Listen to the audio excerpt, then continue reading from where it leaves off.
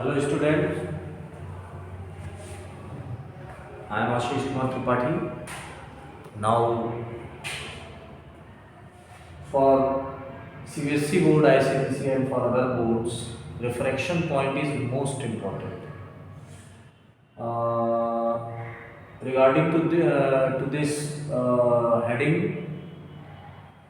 Questions बहुत आते हैं आपके न्यूमेरिकल प्रॉब्लम और रिफ्रैक्शन या लॉज ऑफ रिफ्रैक्शन भी आपको आते हैं। तो हम यहाँ पर वीडियो देखेंगे, क्या देखेंगे, रिफ्रैक्शन क्या होता है, लॉज ऑफ रिफ्रैक्शन क्या है और इसके रिगार्डिंग कितने टाइप के फार्मूले हमको मिलते हैं स्टडी करने के लिए और कितने फार्मूले पर डिपेंड होकर के कितने टाइप के न्यूमेरिकल्स हमारे एग्जाम में आ सकते हैं।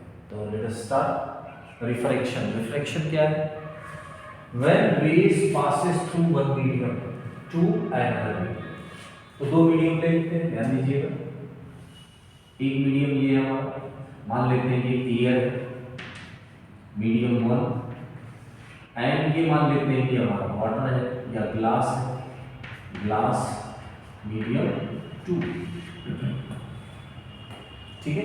अब लाइट रे अगर एक मीडियम से दूसरे मीडियम पर आ रही तो लाइट रेज कैसे चलती है? स्ट्रेट लाइन में चलती है। पाथ कैसा होता है? स्ट्रेट लाइन पाथ होता है। तो ये लाइट रे एक मीडियम से अब दूसरे मीडियम ग्लास में इंटर कर रही है। ध्यान दीजिएगा, जिस पॉइंट पर दोनों मीडियम की जो बाउंड्री है, इस बाउंड्री पर जहां रेज इंसिडेंट हो रही है, गिर रही है आकर के, यहीं पर एक नॉर्मल मीन्स परपेंडिकुलर। इसकी जरूरत क्यों पड़ती है? इसकी जरूरत इसलिए पड़ती है कि हम मैथमेटिकली कुछ इसमें देख सकें, मैथमेटिकल कैलकुलेशन के लिए। ध्यान दीजिए, ये रेस जो इस सरफेस पर एक मीडियम से दूसरे मीडियम की जो बाउंड्री है इस सरफेस पर आ रही है, इंसिडेंट हो रही है, इसीलिए इसका नाम है इंसिडेंट रे। कौन सा रे? इंसिडेंट। अब वैसे तो रेस कैसी चलती है? लाइट रे स्ट्रेट लाइन में चलती है, पर ये अपने पाथ से डिस्ट्रैक्ट हो जाएगी, थोड़ी सी अपने पाथ से मुड़ जाएगी। ठीक है। अब ये बोले तो इस इवेंट को, इस घटना को हम बोलते हैं रिफ्रैक्शन। क्या बोलते हैं? रिफ्रैक्शन। ध्यान देने वाली बात है। वैसे आपको पता है एयर और ग्लास में अगर देखा जाए तो एयर के पार्टिकल दूर दूर होते हैं और ग्लास के पार्टिकल नजदीक नजदीक होते हैं, क्योंकि एयर के कंपैरिजन में ग्लास क्या है? सॉलिड है। तो सॉलिड के पार्टिकल ज्यादा नजदीक होंगे, इसके पार्टिकल दूर दूर होंगे। तो इसीलिए इसको बोलते हैं रेयरर मीडियम। कौन सा मीडियम? Rarer medium. और इसको बोलते हैं डेंसर मीडियम। डेंसर मीडियम, वो रेयर मीडियम है, ये हमारा डेंसर। ठीक है। अब ध्यान दीजिएगा, यहाँ अगर ये ग्लास हो, ये ग्लास हो और ये एयर हो, रेस, ये जो रेस आ रही है दैट इज इंसिडेंट रे, जहां पर मिलती है बाउंड्री पर वहीं एक नॉर्मल ड्रॉ कर लेते हैं। अगर दूसरा मीडियम चेंज ना हुआ होता, ग्लास का ग्लास ही रहा होता, तो ये रेस कैसे निकल जाती? स्ट्रेट लाइन सीधी निकल जाती। पर मीडियम चेंज हो गया तो ये रेस अब अपने पाथ से डिस्ट्रैक्ट होगी। ठीक है। अब ध्यान दीजिएगा, अगर ये कौन सा है? डेंसर मीडियम है, और ये कौन सा है? रेयर मीडियम है। ध्यान दीजिएगा, अब डेंसर से अगर रेयर में आती है तो ये डिस्ट्रैक्ट तो जरूर होगी अपने पाथ से, लेकिन परपेंडिकुलर से दूर जाएगी। परपेंडिकुलर से क्या हो जाएगी? दूर भाग जाएगी। लेकिन जब रेयर से डेंसर में आएगी तो परपेंडिकुलर से, ध्यान रखना, ये रेज है, मुड़ रही है, तो किधर मुड़ रही है? परपेंडिकुलर के नजदीक मुड़ रही है। ये ध्यान रखना है बस। ठीक है। लाइट रेज में एक सबसे अच्छी बात है, रिवर्स इसका परफेक्ट होता है, रिवर्सिबल प्रोसेस है। इसी में आप समझ सकते हो, लाइट रे कहां से आ रही है? रेयर से डेंसर मीडियम में आ रही है। तो लाइट रेज आएगी, अपने पाथ से डिस्ट्रैक्ट हो रही है, तो किधर भागी? रेयर से डेंसर में आई है तो परपेंडिकुलर। अब इसी को अगर उल्टा कर दिया जाए, ध्यान दीजिएगा, इसी को अगर हम उल्टा कर दें, रिवर्सिबल प्रोसेस, रिवर्स, तो ये लाइट रे यहां से जाएगी, ध्यान देना, ये क्या है? डेंसर मीडियम और ये क्या है? रेयर मीडियम है। तो तो ये लाइट रे का ओरिजिनल पाथ हमारा ये हुआ, पर ये परपेंडिकुलर से दूर भाग करके मुड़ जाएगा। ठीक है, तो लाइट रेज का इस तरीके से मुड़ जाना किसी दूसरे मीडियम के चेंज होने पर, इस फिनोमिना को कहते हैं, क्या बोलते हैं, रिफ्रैक्शन। इस फिनोमिना को क्या बोलते हैं, रिफ्रैक्शन। अगर लाइट रेज रेयर से डेंसर में आती है तो परपेंडिकुलर के तरफ होकर के जाती है, नियर टू परपेंडिकुलर डिस्ट्रैक्ट होती है। और अगर लाइट रेज डेंसर से रेयर में आती है तो अपार्ट फ्रॉम परपेंडिकुलर या नॉर्मल से दूर जाएगी, अपार्ट फ्रॉम या far from normal, it will distract far from normal. This process is known as a phenomena of refraction. Now the laws of refraction. तो laws of refraction में क्या है, ये मान लेते हैं ए बी, ये जो रे है ए बी रे है, ए बी रे इज कॉल्ड इंसिडेंट रे। और हमारा बी से जो सी है, इस बी सी रेज को मान पर क्या बोलते हैं, रिफ्रैक्ट हो गई, इसलिए इसका नाम रिफ्रैक्टेड रे होगा, रिफ्रैक्टेड रे। और इसको अगर हम नाम दे दें, इसको नॉर्मल को बोल देते हैं एन, और इसको बोल देते हैं बी एन, बी एन को नॉर्मल बोल देते हैं, बी एन इज कॉल्ड, या बी एन नहीं, ये मान लेते हैं बी एन, यहाँ कुछ नाम दे देते हैं एम, एम एन पूरा ले लेते हैं, M N is called normal. ठीक है, this ray is called refracted ray, this ray is incident ray. अब ध्यान दीजिएगा, हमने नॉर्मल ड्रॉ किया हुआ है, ठीक है, तो लॉज ऑफ रिफ्लेक्शन क्या है, तो ध्यान दीजिए, इंसिडेंट रे, रिफ्रैक्टेड रे, दोनों देखो एक ही प्लेन पर, एक ही प्लेन पर, ये प्लेन है, ध्यान दीजिएगा, एक सिंगल प्लेन पर दोनों आ, इंसिडेंट रे, रिफ्रैक्टेड रे और नॉर्मल, तीन के तीनों एक ही प्लेन पर। ध्यान दीजिएगा, A B B C comma M N should be at one plane, एक ही प्लेन पर होना चाहिए। पहला रूल, एक ही प्लेन पर होना चाहिए। कौन होना चाहिए एक ही प्लेन पर, कहते हैं नॉर्मल, इंसिडेंट रे और रिफ्रैक्टेड रे, तीनों को एक ही नॉर्मल पर होना चाहिए। This is the first point. And should be at one point. हाँ, वैसा नहीं है कि आपने बना दिया पता चला ऐसे नॉर्मल यहां खींच दिया P पॉइंट पर, इंसिडेंट रे यहां आ रहा है D पॉइंट पर, रिफ्रैक्टेड रे अब ये थोड़ी सी यहां से उड़ गई होगी तो पता चला यहां के बजाय आपने पैरेलली यहां बना दिया, तो ये तीनों अलग अलग पॉइंट पर है। देखो है तो एक ही प्लेन पर तीनों क्या हो गए, अलग अलग पॉइंट पर, तो ऐसा नहीं होना चाहिए। इंसिडेंट रे, रिफ्रैक्टेड रे और नॉर्मल एक ही प्लेन पर होना चाहिए, and should be at one point. देखो बी पॉइंट पर इंसिडेंट रे, बी पॉइंट पर refracted ray, and B point से पास कर रही है कौन, नॉर्मल। पहला पॉइंट ये है रिफ्रैक्शन के लॉस पे। सेकंड पॉइंट क्या है, सेकंड पॉइंट है इट शुड फॉलो, या सीधा हम बोल देते हैं, ध्यान दीजिए क्या बोलेंगे हम, थोड़ा सा इसको साफ कर देते हैं हम, जगह नहीं होने, इसको नोट डाउन कर लीजिएगा। This is the first point, ठीक है। अब सेकंड पॉइंट हम लिखने जा रहे हैं। सेकंड पॉइंट क्या है, ध्यान दीजिएगा, ये इंसिडेंट रे नॉर्मल से कुछ एंगल बना रही होगी और इस एंगल को बोलते हैं इंसिडेंट एंगल। कौन सा एंगल, इंसिडेंट। नॉर्मल इसी की खींचा गया, यही मैथमेटिकल कैलकुलेशन की कि इंसिडेंट रे नॉर्मल से कितना एंगल बनाती है, that is calculated in form of pi, and जो रेज रिफ्लेक्ट हो गई है वो नॉर्मल से कितने एंगल पर जा रही है, that is called refracted angle. कौन से angle, I equal to incident angle and r equal to refracted angle.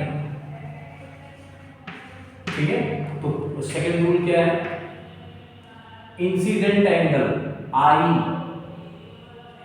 And r of sine ratio is constant, angle of i means incident angle और angle कौन सा are refracted angle, इन दोनों angles का sign लेंगे। चलो आई का sign ले लेते हैं, आर का साइन ले लेते हैं, साइन ले लिया, इनका रेशियो हमेशा हमको क्या मिलेगा, कोई ना कोई कांस्टेंट वैल्यू हमको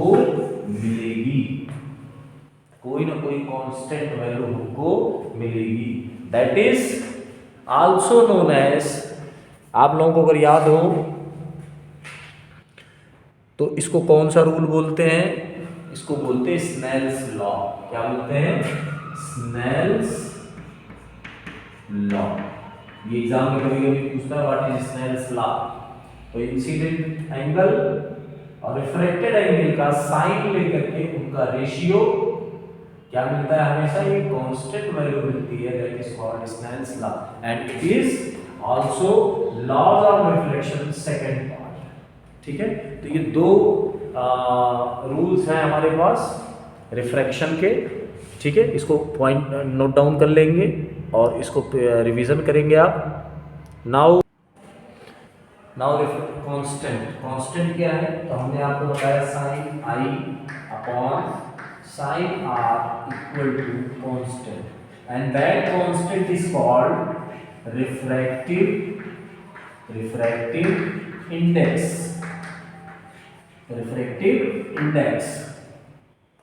ये जो साइन आई और साइन आर को मल्टीप्लाई डिवाइड कर रहे हैं, तो ये कुछ ना कुछ वैल्यू मिलेगी और ये वैल्यू जो है वो कांस्टेंट होगी। वो क्या होगी, रिफ्रैक्टिव इंडेक्स। पहले इस कांस्टेंट का नाम दे दो रिफ्रैक्टिव इंडेक्स। अब ध्यान दीजिएगा, यहाँ मान लो यही वीडियो में ये एयर है हमारा और ये ग्लास है। ठीक है, एयर ग्लास मान लेते हैं, कुछ ऐसे ही मान लेते हैं ये एंगल कुछ, ये रेज ऐसे रेयर से डेंसर में, तो ये लाइट अपने ओरिजिनल पाथ से कहाँ मुड़ती है, टुवर्ड्स नॉर्थ। ठीक है, अब ये लाइट यहाँ है, इसका कुछ एंगल होगा, इसका कुछ एंगल होगा, मान लेते हैं आ गया 1.5, कितना आ गया 1.5 कांस्टेंट। अब इस रेस को यहाँ से ना भेजने के बजाय यहाँ से भेजेंगे, तो ये एंगल क्या हो गया, मुड़ गया। इसको नोट डाउन कर लेंगे, क्या नोट डाउन कर लेंगे, साइन और ये एंगल बढ़ा हुआ। अब इस रेस का पाथ ये है, ध्यान दीजिए, मुड़ने की तो एक लिमिट है इसके लिए, तो मान लेते हैं ये मुड़ गई यहाँ पर, तो ये एंगल कुछ और बनेगा अपॉन साइन आर, ये कांस्टेंट फिर मिलेगा 1.5। तो इसमें जितना भी चेंज करते जाएंगे इस एंगल में, तो इस एंगल में ऑटोमेटिक इतनी चेंज हो जाएगी कि हमेशा कितनी मिलेगी, इस प्रैक्टिकल के लिए 1.5। इसीलिए कहते हैं इस प्रैक्टिकल में आई को चाहे जितना चेंज कर लो, आर अपने आप ऐसा चेंज होगा कि इन दोनों का रेशियो हमेशा कांस्टेंट वैल्यू फिक्स्ड हो जाएगी इसकी।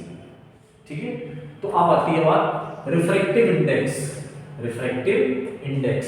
तो रिफ्रैक्टिव इंडेक्स मींस कांस्टेंट, कितने टाइप का होता है, दिस इज ऑफ 2 टाइप्स, क्योंकि ये भी क्वेश्चन बड़ा इंपॉर्टेंट है। Refractive index are 2 types. First one refractive, इसको लिख देते हैं, index are 2 types. First one is absolute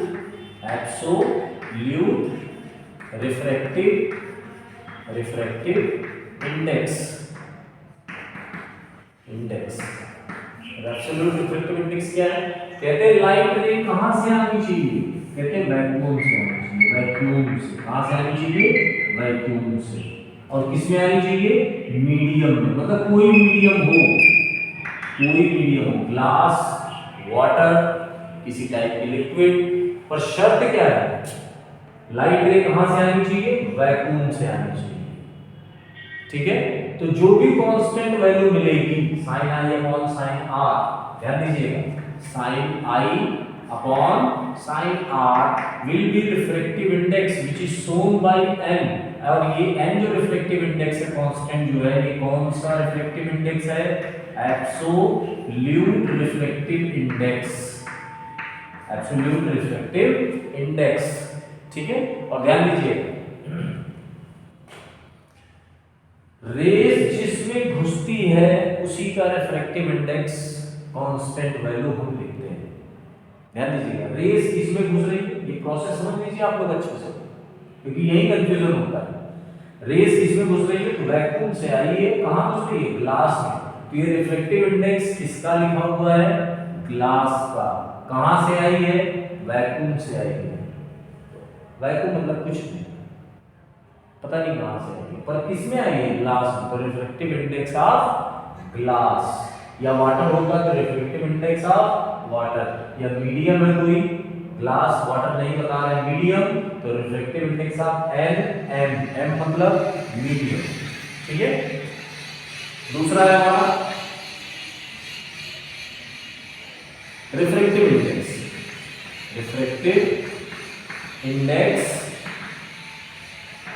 with respect to medium, with respect to medium, ये second, with respect to medium.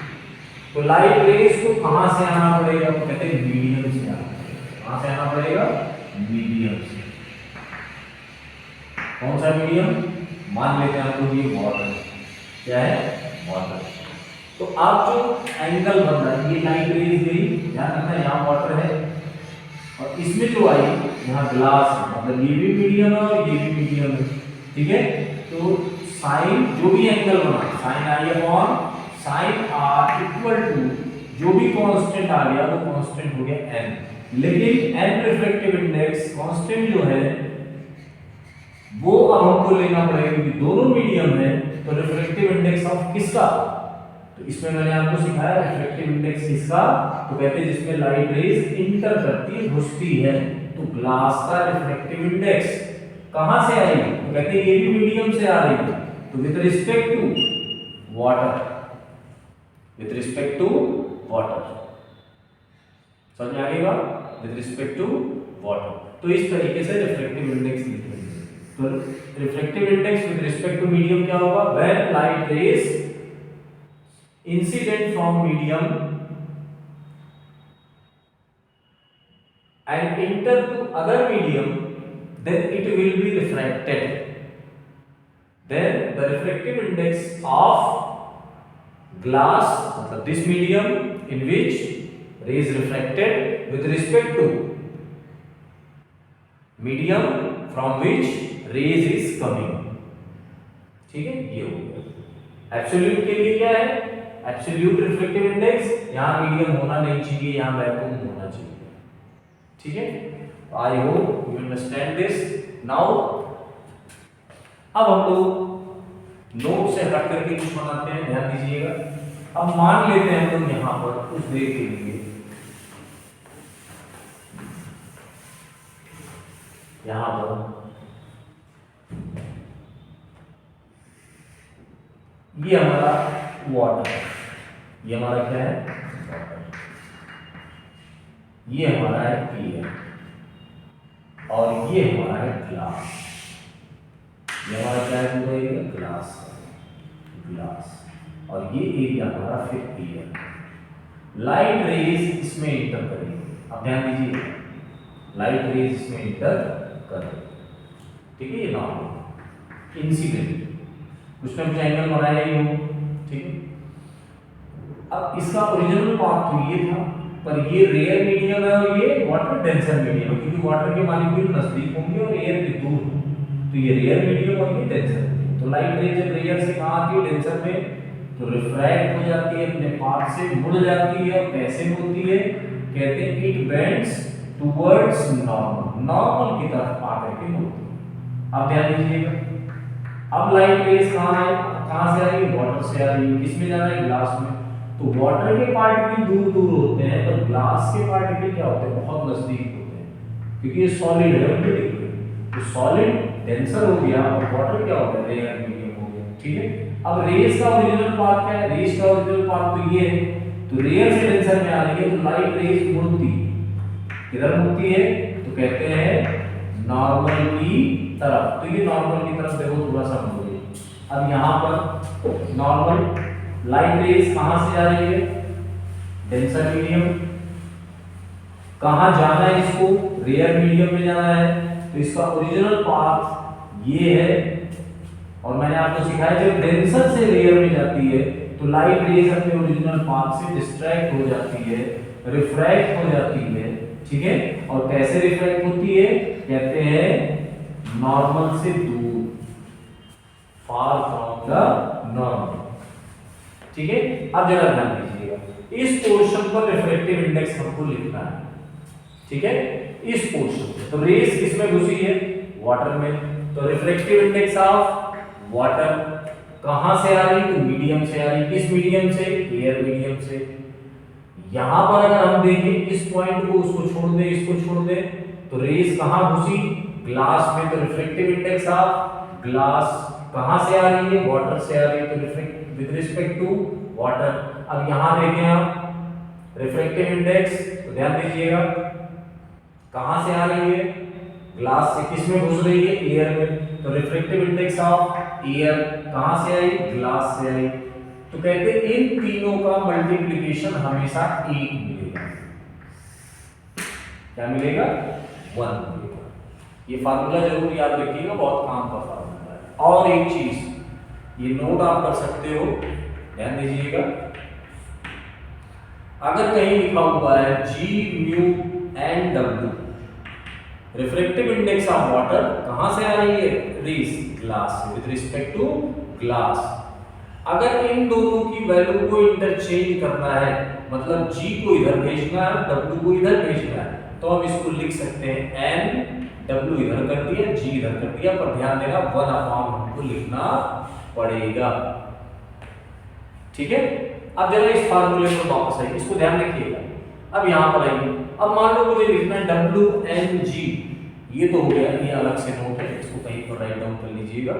अब यहां से आते हैं WNG इक्वल टू, ये सारा का सारा नीचे भेज देते हैं, 1 अपॉन ANW इनटू, ये भी नीचे चला जाएगा, GNA।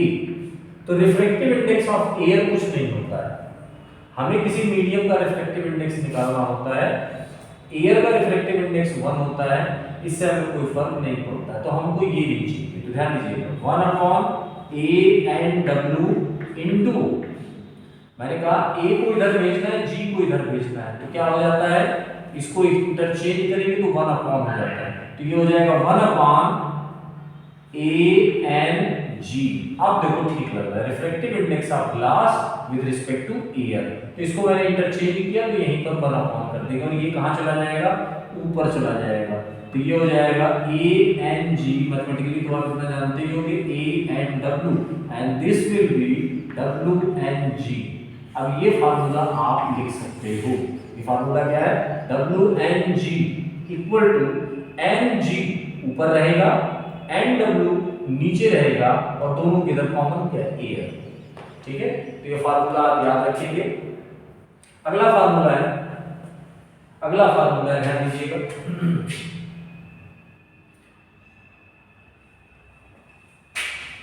ये भी आप नोट कर सकते हो।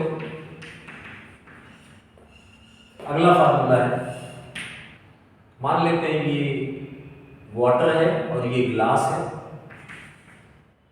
इंसिडेंट रे यहां आ रही है किसी एंगल पर और रिफ्रैक्ट हो जा रही है एंगल R। ठीक है, तो यहां पर कुछ ना कुछ वेलोसिटी जरूर होगी, कुछ ना कुछ वेलोसिटी इस मीडियम में, इस रेस की जरूर। तो वाटर में मान लीजिए इसकी वेलोसिटी है VW, पर ग्लास में आई होगी, तो ग्लास के पार्टिकल वाटर के कंपैरिजन में क्या होते हैं, बहुत नजदीक होते हैं, या भीड़ बहुत